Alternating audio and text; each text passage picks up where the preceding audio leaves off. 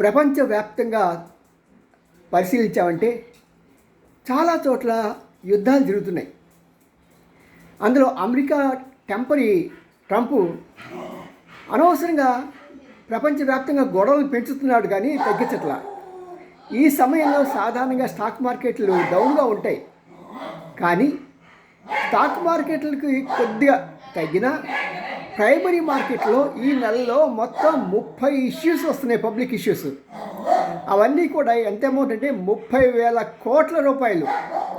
ఇంత భారీ మొత్తంలో ఇంత ఎక్కువగా ఈ పబ్లిక్ ఇష్యూస్ రావడం అనేది మన భారతదేశం ఈ స్టాక్ మార్కెట్ చరిత్రలో ఒక అద్భుతం.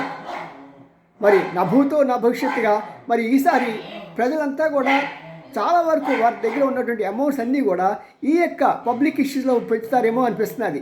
చూద్దాం, ఏ సంగతి మనకి 2-3 రోజుల్లో ఈ నెలాఖరు కదా తెలిసిపోతుంది. మరి ఇలాంటి స్వచ్ఛమైన విషయాలు మీకు కావాలంటే చూడండి మన గుడిగంటి TV9.